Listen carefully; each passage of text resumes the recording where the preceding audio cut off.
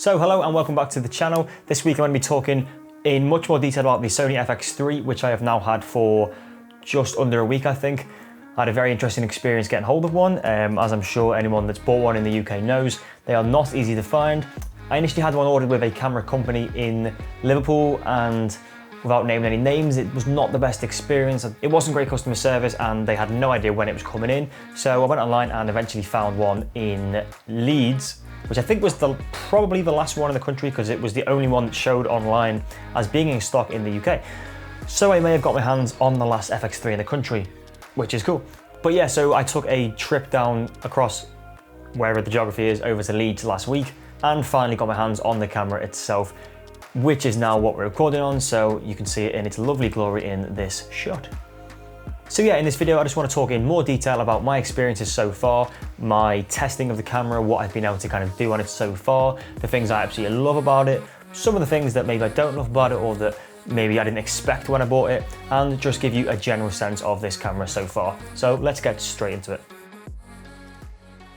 Okay, so I'm going to start on a negative chain of thought, which is not what I normally do, but I really want to get it out of the way, as I think it's very important to mention and to remember when you're buying cameras, this thing I'm about to talk about. And then I want to get onto the things I do love and kind of end the video on a more positive note. So the primary issue perhaps I've had with this camera so far is not really with the camera at all, it's just with the upgrading process and, you know, how many different bits and bobs don't necessarily actually work now with this camera compared to my previous camera, the Sony a7S II. Again, this is nothing to do with the camera or Sony itself. This is just things that perhaps I didn't realize when upgrading, and especially making this level of jump from really what I would consider a kind of prosumer hybrid camera to something that they at least are calling a cinema line camera. Yes, technically it's missing quite a lot of the cinema features, but something that, you know, will definitely be matching up against some of their cinema cameras and, you know, creating a similar image and something that can be really used in a professional environment. So what is it I'm talking about? What are the things that I didn't realize when making that jump? So primarily the fact that you're gonna go and spend, what, £4 in the UK for this camera, just under. I was able to part exchange my old camera, so I was able to get quite a good amount of money back on that. But yeah, it's still a lot of money to spend on a camera, of course. And what I didn't necessarily consider was just how much money I was gonna have to spend on top of that to get the camera even realistically to a point where I could possibly use it in a live environment on client work. So what is it I'm talking about? There are things that you need for this camera, or at least to use the camera at its highest capability on all the settings and not be excluded from anything. You need, for example, to have a very expensive card. Now, I had multiple SD cards for my old camera that would record at 4K. They were reliable, they were fast enough, they worked fine when, you know, moving the files onto the computer, and I never had any issues with them at all. They were 64 gig SanDisk XC level 3 95 megabyte cards. I don't know what any of that means, but they did the job for that camera. I put this into the new camera and tried to do 4K 120 frames, which is obviously one of the big kind of advertised features and one of the things I was really looking forward to. It will not even go into that mode. The camera just straight up tells you your card is not fast enough and it can't write in that format to that card. So they were essentially out the window straight away if I wanted to be able to use all the different settings in the camera. So I went to the internet, went to my, you know, constant companions, Gerald Undone and people like that who do the technical spec reviews on these cameras, and found the cards they were suggesting to use. £140 in the UK for 128 gig, which will be used in about an hour if you're shooting at 4K on the highest record quality. £140 an hour. That's expensive and that's not something I'd considered. So another thing I hadn't considered was that I was going to be using my monitor a lot more now. I have an Atomos Ninja 5, which I can see if I look up, but I'm going to try and look at you guys, which I kind of use sporadically. I use it to monitor myself when shooting YouTube stuff, but I wasn't always using it on client work, as obviously it kind of bulks out the rig and it requires a lot of setup to actually get going. Now, one of the selling points of the FX3 is with its cageless design and the top handle. I'm actually able to very easily slot the recorder on top of that, just using a cold shoe mount adapter, and operate with that constantly and really as a part of the kit. Now, especially when I'm shooting in log, which I'll talk about in a minute, using the monitor is really, really beneficial and something I always wanted to do and really look to do going forward. However, this means having a HDMI cable which is good enough, fast enough, reliable enough, isn't going to fall out, and also is the right size and length. My old camera, the Sony a7S II, was a HDMI to mini HDMI output, so I have multiple HDMI cables, all of different shapes, sizes and lengths, which now none of them work. Again, I did know that going in, it wasn't a case of not doing homework, but it's a little thing you just don't consider financially when it comes to what you're gonna have to buy to make the camera work. So add HDMI cable, the right size and the right shape to that.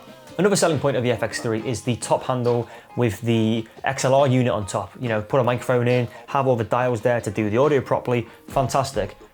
Doesn't come with a microphone. Again, I knew that, that's fine. I traded in my Rode VideoMic Pro and ordered a new one for not too much more money, and it was all fine. However, of course, that doesn't come with an XLR cable, so there's another thing I had to buy. If you're ever going to be using that outside, you're going to need a dead cat, so that's another thing I had to buy. The camera actually does come with an adapter to put a cold shoe mount on top of the handle, although in that position, personally, I just don't think you'll ever be able to use it, as your monitor is going to be there or your hand is going to be there. So you have to go and buy cold shoe adapters to go on the side of the camera as well. I actually do love the mounting points on the camera. I've got the Rode Wireless Go on the side of the camera here, which I can't show you, but I've got it in like a little cold shoe adapter just on one of the mounting points on the side. This works perfectly, and this is a setup I think I will use a lot going forward. But yeah, my very long-winded point is there's going to be quite a few different bits and bobs you have to purchase as well as the camera. So, you know, if you've got the money for the camera, bear in mind you're going to need a bit more than that to actually get this running and effectively working for yourself. The camera comes with one Sony battery. Now, the battery life is much better. I've tested this extensively over the last week, and it really does last a lot longer than the old Sony batteries. However, they're not the same batteries as the old Sonys, so you're going to have to buy another battery.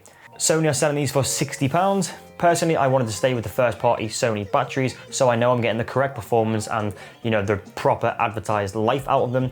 But again, another £60 added to the list of things I needed to buy to use this camera realistically. But anyway, moving on to positive things, because there is a whole list of positive things about this camera. I'm actually not going to go into too much detail on all these points, as I don't want to make this video 55 minutes long, as it well could be if I just rambled on. But let's start with the big one, the one that really changes things for me and is really exciting for a filmmaker: 10-bit color. The difference between 8-bit color and 10-bit color in the final result is not necessarily that noticeable. If I showed you a video on YouTube that was shot at 10-bit as opposed to one that was shot at 8-bit, I don't think you'd know the difference. But in the actual process of making the videos, editing, color grading, exposing correctly in S-Log, things like that, the 10-bit, it makes a massive difference. On my old Sony camera, we had the ability to use S-Log 2, S-Log 3, and all the different color profiles. However, personally, I didn't think they were ever really that usable, because when you graded, when you added a lot, when you added the transform to get back to 709 from being in log, I know this gets really technical, it just crushed so much of the color information. It really pushed what was in the image. It felt like editing a JPEG when you do that in like Lightroom and you just kind of can't move stuff and it starts getting all weird. That's how it felt to shoot with the 8-bit color. Now, instantly when I shoot using log on this camera, I am seeing the ability of the 10-bit to use log, to use LUTs, to kind of monitor. It's got camera assist, so I can see more accurately even just on the camera screen when shooting in log. And the final image is really nice with very little work, as opposed to a lot of work to get a good image out of the 8-bit camera. So this is a huge game changer and means I can essentially always shoot in log, which is maximizing the dynamic range, creates a nicer image in my opinion, and just means we have a lot of room to play with the color grade in post-production, which is always what you want. The camera does also come with the S-Cinetone if you just need to, you know, have a profile that's not really going to be graded, it's kind of run and gun. Say you're supplying some video to someone very quickly, S-Cinetone is perfect for that. It's got really nice colors, really nice skin tones. You don't have to grade it or make minimal tweaks, but you are losing considerable dynamic range compared to shooting in S-Log. The next thing is the ability to have 4K resolution, What is my monitor doing? That's a prime example of why you need a better cable. The next thing is the ability to have 4K resolution up to 120 frames. On my old camera, you could only shoot 4K at up to 30 frames a second, so essentially standard speed, for want of a better word. But on this camera, you can go all the way up to 120 frames in the NTSC format. Only 100 if you're in PAL. I don't know why you need to shoot in PAL these days. Unless you're going to broadcast, I know that's what it's for.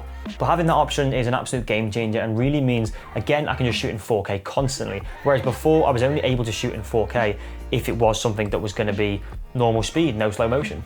For client work, a lot of the stuff I shoot is in slow motion. If I'm shooting B-roll, if I'm at an event, if I'm doing, you know, B-roll for a corporate thing, a lot of that is in slow motion. So to not be able to shoot that in 4K was a real issue, and whilst the clients weren't really bothered in the end, if I'm honest, for my work and for my process, it was really frustrating having to shoot 1080p for so much of that stuff. So that's a huge benefit of this camera as well.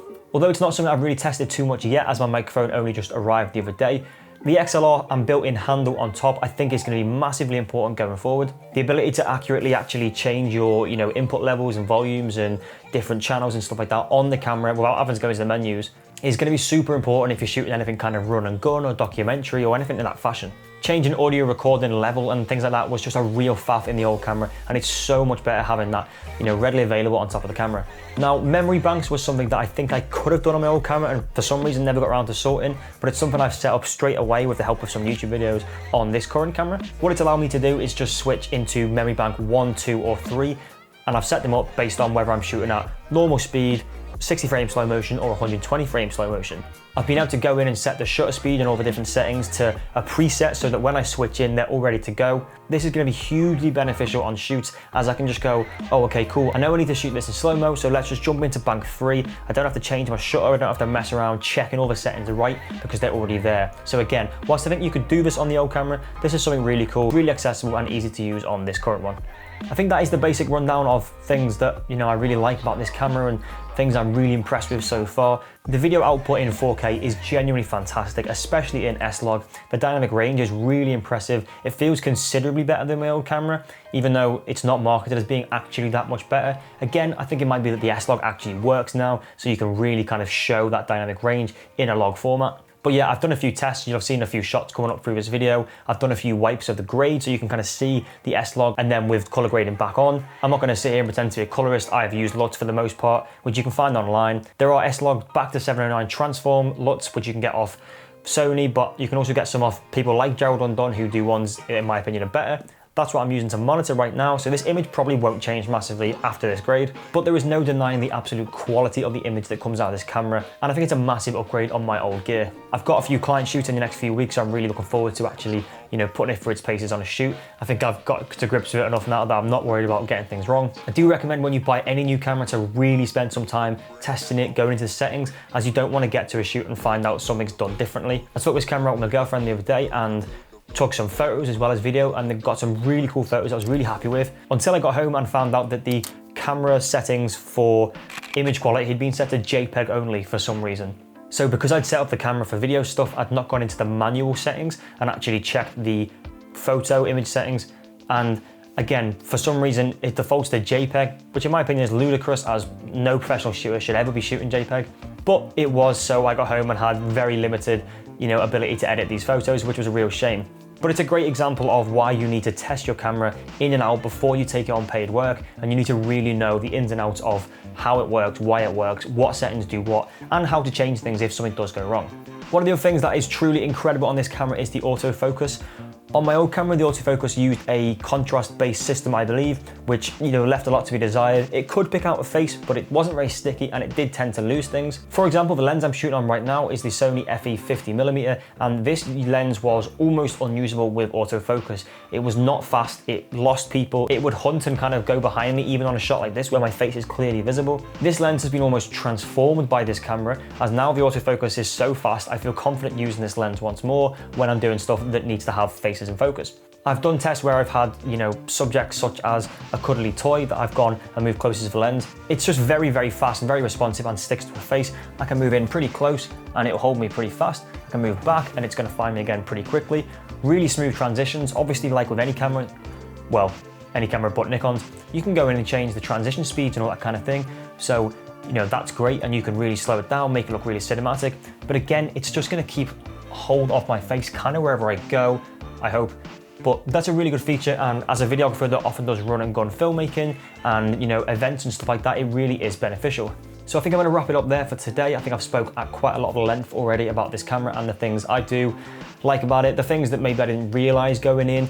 There's really no downside to this camera. There's not been one thing so far that I've not liked or that I've not thought was great, apart from all the things I had to buy on top of the camera price to actually make it work. But as I said, that is quite standard with upgrading a camera, especially if you're jumping up in quality to a higher kind of level of camera. So that is to be expected, and it was probably my fault for not expecting that.